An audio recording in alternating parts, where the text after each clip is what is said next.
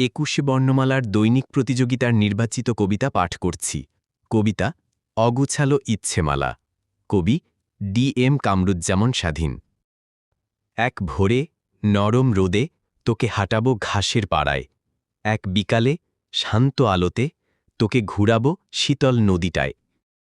তোর চোখের কোণে স্বপ্ন বুনে আমি কাটিয়ে দিব পুরো জীবনটা। তোর ঠোঁটের কোণে হাসি এনে আমি লুকাবো তোর আঁচল ছায়ায়। এক রাতে জ্যোৎস্না মেখে তোকে ওড়াবো মেঘের ডানায়।